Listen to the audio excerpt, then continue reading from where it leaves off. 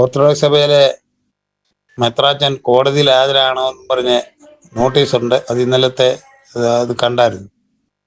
Orthodox സഭയുടെ ചരിത്രത്തിൽ ആദ്യമായിട്ടാണ് ഒരു മെത്രാച്ചനെ കോടതിയെ വിളിച്ചു വരുത്തുന്നത്. ഇതിനു മുമ്പ് നമുക്കൊരു കാതോലിക്ക ബാവ ഉണ്ടായിരുന്നു, ഗീവർഗീസ് ദിദിയൻ ബാവ തിരുമേനി, ബെസേലിയോസ് ഗീവർഗീസ് ദിദിയൻ ബാവ തിരുമേനി.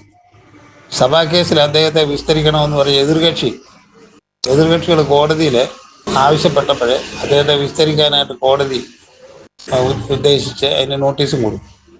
അത് കഴിഞ്ഞ് കോടതിക്ക് ബോധ്യപ്പെട്ടു ഇദ്ദേഹത്തെ കോടതി കയറ്റുന്നത് ശരിയല്ല എന്ന്. കോടതിക്ക് ഉത്തമ ബോധ്യം വന്നതുകൊണ്ട് സഭാ നേതാക്കന്മാരെ കോടതി വിളിച്ചു വരുത്തിയിട്ട് പറഞ്ഞു, നിങ്ങൾ ദേവലോക അരമനയ്ക്കകത്ത് കോടതി ഉണ്ടാക്കി, ഞാൻ അവിടെ വരാമെന്ന് പറഞ്ഞു. അങ്ങനെ അരമനക്കോടതി ദേവലോക അരമനയ്ക്കകത്ത് രൂപീകരിച്ച് മജിസ്ട്രേറ്റ് അവിടെ വന്നു. അദ്ദേഹം ഒരു ബ്രാഹ്മണനായിരുന്നു. മജിസ്ട്രേറ്റ് അവിടെ വന്ന് തിരുവേനിയെ വിസ്തരിക്കാനായിട്ട് അദ്ദേഹം ചേംബറിൽ ഇരുന്നിട്ട് പേര് വിളിച്ചു കഴിഞ്ഞപ്പം തിരുമേനി രണ്ട് ജമ്മാച്ചന്മാരുടെ അകമ്പടിയോടുകൂടി കാര്യം പ്രാർത്ഥിക്കത്തിരിക്കുന്ന സമയമാണ്. അവിടെ ചേംബറിലോട്ട് ചെല്ലുന്ന സമയത്ത് ആ ബ്രാഹ്മണനായ ആ മജിസ്ട്രേറ്റ് എഴുന്നേറ്റ് നിന്ന് അദ്ദേഹത്തെ തൊഴുത് ആദരിച്ചു എന്നാണ് എനിക്ക് കിട്ടിയ അറിവ്. ഞാൻ ഈ ഗീവർഗീസ് ദിദിയൻ ബാവയെ കണ്ടിട്ടുണ്ട്, അദ്ദേഹത്തിൻ്റെ കൈ മുത്തിയിട്ടുമുണ്ട്. ഞാൻ അന്ന് 8ാം ക്ലാസ്സിൽ പഠിക്കുന്ന കാലയളവിലാണ് അദ്ദേഹം കാലം ചെയ്തത്. അപ്പം അദ്ദേഹം ഒരു മഹാമുനിയാണ്. അദ്ദേഹത്തെ കോടതിയിൽ കൊണ്ടുവന്ന് വിസ്തരിച്ചു കഴിഞ്ഞാൽ അതിൻ്റെ ശാപം എനിക്ക് കിട്ടുമെന്നാണ് അന്ന് ആ ബ്രാഹ്മണനായ മജിസ്ട്രേറ്റ് പറഞ്ഞത്. അപ്പം ഒന്ന് ഓർത്തോണം, ഇപ്പം യാതൊരു ഉളുപ്പും ഇല്ലാതെ കയറി വാന്ന് പറഞ്ഞ് വിളിക്കണമെങ്കിൽ തക്കതായ കാര്യം കാണും. ഇവർക്ക് അത്രയ്ക്കുള്ള വിലയുള്ളൂ. നിലയും വിലയില്ലാത്ത പണി കാണിച്ചു കഴിഞ്ഞാൽ കോടതി വിളിക്കും. ചിലപ്പോൾ ശിക്ഷണ നടപടികൾ കൈക്കൊള്ളാൻ ഇതിനല്ല, ഇതുപോലുള്ള കാണിച്ചു കഴിഞ്ഞാൽ ശിക്ഷണ നടപടികൾ സ്വീകരിക്കാൻ വരെ കോടതി ഇനിയും മടിക്കത്തില്ല.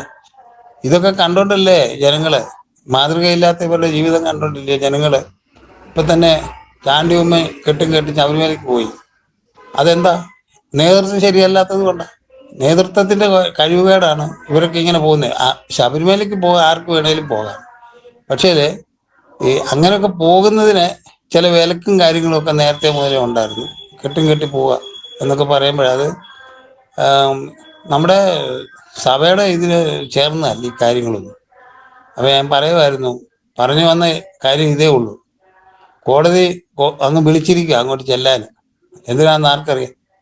മൊഴിയെടുക്കാനാന്നോ ഇനിയും വേറെ കാര്യങ്ങൾക്കാന്നോ എന്തിനാ? അപ്പം ഇത് ഞാൻ പറഞ്ഞത് എൻ്റെ അഭിപ്രായം പറയാ. ഇപ്പൊ കോടതി ആവശ്യപ്പെട്ടത് അങ്ങോട്ട് ചെല്ലാൻ പറയുമ്പം ഓർത്തഡോക്സ് സഭയുടെ വണ്ടിയല്ല പോകുന്നത്, ഓർത്തഡോക്സ് സഭയുടെ ചെലവുമേലാണ് പോകുന്നത്.